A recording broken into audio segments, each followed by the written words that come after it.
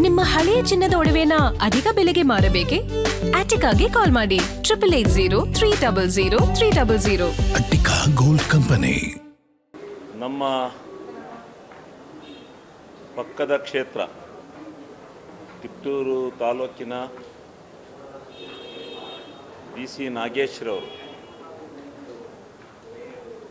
ಒಬ್ಬ ಗೌರವಾನ್ವಿತ ಶಾಸಕರಾಗಿ ಸಚಿವರಾಗಿ ಕೆಲಸ ಮಾಡಿದಂಥವರು ಅಕಾಲಿಕ ಮರಣಕ್ಕೆ ತುತ್ತಾಗಿದ್ದಾರೆ. ಅವರಿಗೆ ಭಾವಪೂರ್ವಕವಾದಂಥ ಶ್ರದ್ಧಾಂಜಲಿಯನ್ನು ನಾನು ಈ ಸಂದರ್ಭದಲ್ಲಿ ಅರ್ಪಿಸ್ತಾ ಅವರ ಕುಟುಂಬಕ್ಕೆ ಆ ಶಕ್ತಿಯನ್ನು, ಆ ದುಃಖವನ್ನು ಭರಿಸ್ತಕ್ಕಂಥ ಶಕ್ತಿಯನ್ನು ಪರಮಾತ್ಮ ಕೊಡಲಿ ಅಂತೇಳಿ ನಾನು ವಿನಯಪೂರ್ವಕವಾಗಿ ಪ್ರಾರ್ಥನೆ ಮಾಡ್ತೀನಿ.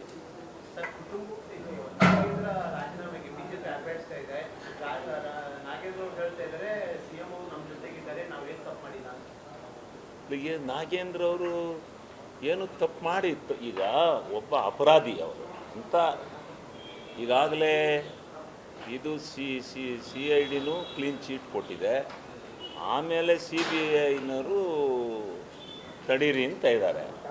ಅಲ್ಲಿ ಏನು ಚಾರ್ಜ್ ಶೀಟ ಆಗ್ತಿಲ್ಲ, ಏನಿದೆ ತಪ್ಪಲ್ಲಿ? ಅವರು ಅಪರಾಧಿ ಅಂತ ಆದಮೇಲೆ ವಜಾ ಮಾಡಿ ಅಲ್ಲ ಖಜಾನೆಗೆ ಹೋಗಿರೋರು ಯಾರ್ಯಾರು ಹೋಗಿದ್ದಾರೆ, ಯಾರ್ಯಾರು ತಿಂದಿದ್ದಾರೆ ಅಧಿಕಾರಿಗಳು, ಅವ್ರನ್ನೆಲ್ಲ ತಗೊಂಡೋಗಿ ಎಲ್ಲಿ ಬೇಕು ಅಲ್ಲಿ ಕಳಿಸಿ. ಮುಖ್ಯಸ್ಥರು ಇದ್ರೂ ಕೆಲವು ಸಂದರ್ಭದಲ್ಲಿ ಗೊತ್ತಿಲ್ಲದಲೇ ಹೋಗುತ್ತೆ. ಈಗ ಆ ಮುಖ್ಯಸ್ಥರು ನಾನು ಮಂತ್ರಿಗಳ ಶಿಫಾರಸ್ಸಿನ ಮೇಲೆ ನಾನು ಹಣನ ವರ್ಗಾವಣೆ ಮಾಡಿದ್ದೀನಿ ಅಂತ ಹೇಳಿದಾರ. ಈಗ ಹಣ ರಿಕವರಿ ಆಗಿದೆ, ಯಾರ್ಯಾರು ತಿಂದಿದ್ರು ಅವರೆಲ್ಲ ರಿಕವರಿ ಕೊಟ್ಟಿದ್ದಾರೆ. ಎಲ್ಲಾದರೂ ನಾಗೇಂದ್ರ ಅವರ ಫೋರ್ಸ್ ಮೇಲೆ, ನಾಗೇಂದ್ರ ಅವರ ಕಾರಣದಿಂದ ಈ ಹಣ ನಿಜವಾಗಲೂ ವರ್ಗಾವಣೆ ಆಗಿದೆ ಅಂತೇಳಿ ಎಲ್ಲಾದರೂ ಒಂದು ಮೂಲದಲ್ಲಿ ಗೊತ್ತಾದರೆ ನೀವು ಹೇಳಿ, ಯಾವ್ಯಾವುದನ್ನೋ ವಿಚಾರನ ತಗೊಂಡು ಅವರು ಬಲಿ ಕೊಡ್ತಕ್ಕಂಥದ್ದು. ಆ ದುಡ್ಡು ಯಾರೋ ತಿಂದಿದ್ರು, ರಿಕವರಿ ಆಗಿದೆ. ಅದನ್ನು ಹೆಂಗೆ ನೇರವಾಗಿ ತಗೊಂಡೋಗಿ ರಾಹುಲ್ ಗಾಂಧಿಯವ್ರ ಮನೆಗೆ ಕೊಡೋಕ್ಕಾಗುತ್ತೆ? ಹಂಗಂತ ಕೂಗ್ತಾರಲ್ಲ ಇವರು, ಸರಿಯಾ? ಹೆಂಗೆ ಏನು ಡ್ರಾ ಮಾಡ್ಕೊಂಡು ತಗೊಂಡೋಗಿ ರಾಹುಲ್ ಗಾಂಧಿಯವ್ರ ಮನೆಗೆ ಕೊಟ್ಟಿದ್ರು, ಈಗ ರಿಕವರಿ ಹೆಂಗಾಗೋದು? ಯಾರ್ಯಾರು ತಿಂದಿದ್ರು ಅವರೆಲ್ಲ ರಿಕವರಿ ಮಾಡಿದಾರಲ್ಲ. ತಪ್ಪೆಲ್ಲ ತಪ್ಪು ಮಾಡಿರೋ ತಪ್ಪೇ. ಅವ್ರಿಗೆ ಯಾವನ್ ಮಾಡಿದಾನೆ ಅವನಿಗೆ ಕೊಟ್ಟಿದ್ದ ಶಿಕ್ಷೆ ಯಾರು ಬೇಡ ಅಂತಾರೆ?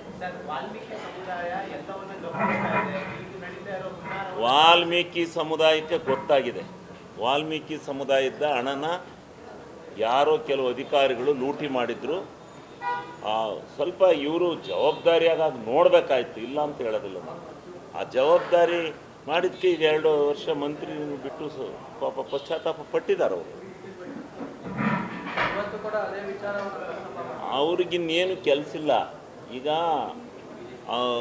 BJPಯವರಿಗೆ ಬರ ಬಂದಿದೆ, ಎಂದೂ ಕಾಣದ ಬರ ಬಂದಿದೆ. ಇವತ್ತು ಡಾಟ್ ಡಿಕ್ಲೇರ್ ಮಾಡಬೇಕು ಕೇಂದ್ರ ಸರ್ಕಾರ.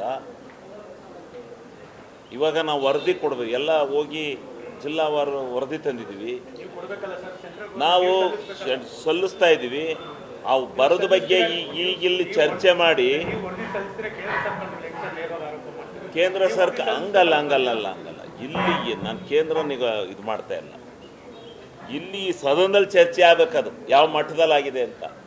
ಚರ್ಚೆಯಾಗಿ ನಾವು ಕೊಟ್ಟಿರೋ ರಿಪೋರ್ಟು, ಸದನದ ಚರ್ಚೆ ಎರಡನ್ನೂ ಸೇರಿಸಿ ಕೇಂದ್ರ ಸರ್ಕಾರಕ್ಕೆ ಕಳಿಸಿ ಡಾಟ್ ಡಿಕ್ಲೇರ್ ಮಾಡ್ಕೊಂಬಂದು NDRF ಗೈಡ್ಲೈನ್ಸ್ ಪ್ರಕಾರ ಈ ರಾಜ್ಯದ ರೈತರಿಗೆ ಪರಿಹಾರ ಕೊಡಿಸಿ ರಾಜ್ಯದ ರೈತರನ್ನ ಇಂಥ ಸಂಕಷ್ಟದಲ್ಲಿ ಪಾರು ಮಾಡೋದು ಬಿಟ್ಟು ಯಾವುದಕ್ಕೆ ಇದನ್ನು ಇಟ್ಕೊಂಡು ಇವರು 3 ದಿವಸ ಸದನನ 4 ದಿವಸ ಸದನನ ಹಾಳು ಮಾಡ್ತಾರೆ ಅಂದರೆ ಏನಿದೆ ಇದರಲ್ಲಿ?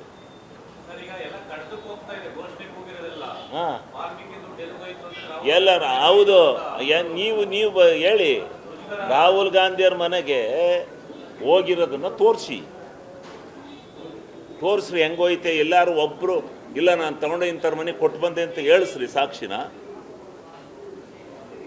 ಸಾಕ್ಷ್ಯಾಧಾರಗಳಿಲ್ದಲೇ ಬರೀ ಈ ಜನನ ಮಿಸ್ಗೈಡ್ ಮಾಡೋಕ್ಕೋಸ್ಕರ, ಕರ್ನಾಟಕ ರಾಜ್ಯದ ಜನನ ಮಿಸ್ಗೈಡ್ ಮಾಡೋಕ್ಕೋಸ್ಕರ ಇಂಥ ಕೆಟ್ಟ ಪ್ರವೃತ್ತಿನ ಮಾಡೋದು ಸರಿಲ್ಲ. ಇದು ಸಂಸದೀಯ ವ್ಯವಸ್ಥೆ ಅಲ್ಲ. ನಾವು ಬಂದಿರೋದು ಯಾಕೆ? 6 ತಿಂಗಳಿಗೊಂದು ಸಾರಿ ಸಭೆ ಸೇರೋದು ಯಾಕೆ? 3 ತಿಂಗಳಿಗೆ 4 ತಿಂಗಳಿಗೆ? ಅಲ್ಲಿ ಎಂಥ ಜ್ವಲಂತ ಸಮಸ್ಯೆಗಳಿದ್ದಾವೆ ಇವತ್ತು ನಮ್ಮ ಮುಂದೆ. ಈಗ ಕಾವೇರಿ ಬೇಸಿನ್ನಲ್ಲಿ ನೀರನ್ನು ಬಿಡೋವಂಥದ್ರಲ್ಲಿ ಜ್ವಲಂತ ಸಮಸ್ಯೆ ಬಂದೋದಿದೆ. ಸುಪ್ರೀಂ ಕೋರ್ಟು ಒಂದು ತೀರ್ಪು ಕೊಟ್ಟಿದೆ. ಇವತ್ತು ನಮ್ಮದೇ ಆದಂಥ ಪರಿಸ್ಥಿತಿ ಇವತ್ತು ಕರ್ನಾಟಕ ರಾಜ್ಯದಲ್ಲಿ ಇವತ್ತು ನಮ್ಮ ಕಾವೇರಿ ಮೂಲದ ನೀರನ್ನು ಬಿಡಬೇಕಾದ್ರೆ ನಮ್ಮ ಕಣ್ಣೀರು ಬೀಳ್ತಾ ಇದೆ. ಇವತ್ತು ಎಂಥ ಸಂಕಷ್ಟದಲ್ಲಿ ನಾವಿದ್ದೀವಿ. ಮಳೆ ಬಂದಿಲ್ಲ, ಬರ. ಇದರ ಮಧ್ಯದಲ್ಲಿ ನಾವು ನೀರನ್ನು ಯಾವ ರೀತಿ ತೂಗಿಸ್ಬೇಕು ಅಂತಕ್ಕಂಥದ್ದನ್ನು ನಾವು ನೋಡ್ತಾ ಇದ್ದೀವಿ. ಇದನ್ನು ಬಿಟ್ಟು ಇದ್ರ ಚರ್ಚೆ ಬಿಟ್ಟು ಇವರಿದು ಏನೋ ಬಂದರೆ ಅವ್ರು ತಪ್ಪು ಮಾಡಿದರೆ ಅನುಭವಿಸ್ಲಿ ಬಿಡಿ, ಕೊಡಿಸಿ, ಅವ್ರು ಕೊಡಲಿ ತೀರ್ಪ. CBI ED ಎಲ್ಲ ಕೊಟ್ಟಿದ್ದಾರಲ್ಲ, ಇವ್ರು ಅಪರಾಧಿ ಅಂತ ಕೊಡಲಿ. 5 ನಿಮಿಷ ಅವರು ಮಂತ್ರಿ ಸ್ಥಾನದಲ್ಲಿ ಮುಂದುವರೆದ್ರೆ ಇವ್ರು ಕೇಳಿ. ಯಾರ ಮೇಲೆ ಆಪಾದನೆಗಳಿಲ್ಲ? ಆಪಾದಿತರೆಲ್ಲ ಇವರು ಅಂತ ಹೇಳೋಕ್ಕಾಗತ್ತಾ? ಅವತ್ತು ಇಷ್ಟೊಂದು ಹಣ ಹೋಗಿದೆ, ಎಲ್ಲೋ ಅಪರಾಧ ಆಗಿರ್ಬೋದು ಅಂತಕ್ಕಂಥ ದೃಷ್ಟಿಯಿಂದ ರಾಜೀನಾಮೆ ತೊಗೊಂಡದ್ದು ನಿಜ. ಆದರೆ ಈಗ ನೋಡಿದರೆ ಇವ್ರದ್ದೇನೂ ತಪ್ಪಿಲ್ಲ ಅಂತಕ್ಕಂಥದ್ದನ್ನು ಕೊಟ್ಟಾಗ ಮತ್ತು ಅವರನ್ನು ನಾವು ಮುಂದುವರಿಸಿ ಇಲ್ಲಿ ಬಂದು 3 ದಿನ 4 ದಿನ ಸದನನ ಹಾಳು ಮಾಡಿ ಈ ರಾಜ್ಯದ ಜನತೆಗೆ ಇದು ಮಾಡ್ತಕ್ಕಂಥದ್ದು ಸೂಕ್ತ ಅಲ್ಲ. CLP ಸಭೆ ನಡೆದಿದೆ, ಭಾಳ ಸ್ವಾರಸ್ಯಕರವಾಗಿ ನಡೆದಿದೆ. ಸಿದ್ದರಾಮಯ್ಯನವರು CLP ಸಭೆಗೂ ಬರಲಿಲ್ಲ ಸರ್. DK ಶಿವಕುಮಾರ್ ಅವರು ಫಸ್ಟ್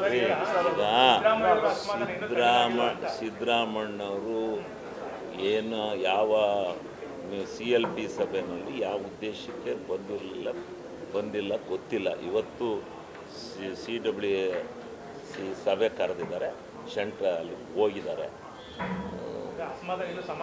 ಯಾರು ಯಾವ ಅಸಮಾಧಾನ ಇಲ್ಲ, ನೀವೇ ಅಸಮಾಧಾನ ಅಂತ ಹೇಳೋರು.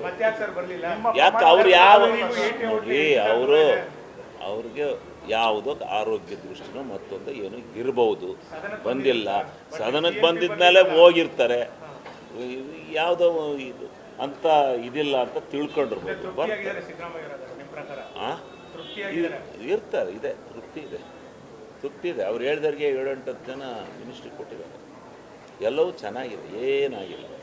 ಅದು 1-2 ಸಣ್ಣ ತಪ್ಪುಗಳು ಇರ್ತವೆ, ಅವನ್ನ ಸರಿ ಮಾಡ್ಕೊಂಡು ಹೋಗ್ಬೇಕು. ಪಕ್ಷ ಅಲ್ವ ಇದು, ಸರ್ಕಾರ ಅಲ್ವ ಇದು. ಸರ್, ಆಮೇಲೆ ಚಾಮರಾಜನಗರ ಎನ್ಕೌಂಟರ್ ವಿಚಾರಕ್ಕೆ ಸಂಬಂಧಪಟ್ಟಂತೆ ಸರ್, ಮೃತರ ಕುಟುಂಬಗಳಿಗೆ ತಮಿಳುನಾಡು ನಿಯೋಗ ಬಂದು ಅವ್ರಿಗೆ ಸಾಂತ್ವನ ಹೇಳ್ತಾರೆ, 1 ಕೋಟಿ ಪರಿಹಾರ ಕೊಡಿ ಅಂತ ಕೇಳ್ತಿದ್ದಾರೆ ಸರ್. ತಮಿಳ್ನಾಡಿನವ್ರನ್ನೇ ಕೊಡೀನಿ. ನಮ್ಮ ರಾಜ್ಯದಲ್ಲಿ ಏನು ಸಂಪ್ರದಾಯ ನಡ್ಕೊಂಡ್ಬಂದಿದೆ ಅದು ಕೊಟ್ಟರೆ, ವಿಶೇಷವಾಗಿ ಕೊಡೋದಾದ್ರೆ ತಮಿಳ್ನಾಡಿನವ್ರು ಕೊಡೀನಿ. ನಾವು ಬೇಡ ಅನ್ನಲ್ಲ. ನಾವು ಈ ರಾಜ್ಯ ನಡೆಸುವಾಗ ಇಂಥವು ಬೇಕಾದಷ್ಟು ಘಟನೆಗಳು ಆಕಸ್ಮಿಕವಾಗಿ ಆಗ್ತವೆ. ಅದೇನು ಬೇಕು ಅಂತ ಮಾಡಿದ್ದಾರೆ ಅವತ್ತು. ಅಲ್ಲಿ ನಡೆದಂಥ ಘಟನೆ, ಇವರು ತಪ್ಪು ಅವರು ತಪ್ಪು, ನ್ಯಾಯಾಂಗ ತನಿಖೆ ಮಾಡ್ತೀವಿ ಅಂತ ಹೇಳಿದ್ವಲ್ಲ, ಅಲ್ಲಿ ಗೊತ್ತಾಗುತ್ತೆ. ನಮ್ಮ ರಾಜ್ಯದ ವಿಚಾರಕ್ಕೆ ಹಸ್ತಕ್ಷೇಪ ಮಾಡಬೇಡಿ ಅಂತ DK ಅವರು ವಾದ ಮಾಡಿದ್ದಾರೆ. ಹೌದು, ಹಸ್ತಕ್ಷೇಪ ಮಾಡಬೇಡಿ, ಕರೆಕ್ಟ್. ಅವರು ಅದೇ ಯಾಕೆ ಪಕ್ಕದ ಬಾರ್ಡ್ರ್ ಅಂತ ಹೇಳ್ಬಿಟ್ಟು ಬಂದು ನಮ್ಮ ರಾಜ್ಯದ ವ್ಯವಸ್ಥೆಗೆ ಅವ್ರು ಯಾಕೆ ಬಾಯಿ ಹಾಕ್ಬೇಕು?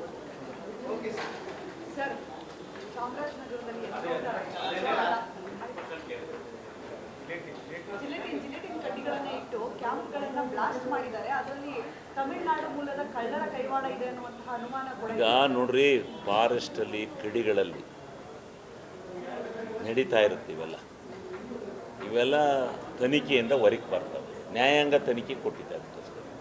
ನ್ಯಾಯಾಂಗ ತನಿಖೆ ಆಗಲಿ, ಎಲ್ಲ ಸಮರ್ಪಕವಾಗಿ ಹೊರಗೆ ಬರಲಿ. ಇಂಥವೆಲ್ಲನೂ ಮಟ್ಟ ಹಾಕಬೇಕಾಗತ್ತೆ. ಗಡಿ ಬಾರ್ಡ್ರ್ಗಳಲ್ಲಿ, 2 ರಾಜ್ಯಗಳ ಗಡಿ ಬಾರ್ಡ್ರ್ಗಳಲ್ಲಿ, ಕಾಡಿನಲ್ಲಿ ಇಷ್ಟಿಷ್ಟು ಅವ್ಯವಹಾರಗಳು ನಡೀತವೆ. ಅದು ಯಾಕಾಯಿತು, ಏನಕ್ಕಾಯಿತು, ಯಾತಕ್ಕೆ ಸೂಟೌಟ್ ಆಯಿತು, ಎಲ್ಲ ತನಿಖೆಯಿಂದ ಹೊರಗೆ ಬಂದ ಮೇಲೆ ಪ್ರತಿಕ್ರಿಯಿಸೋದು.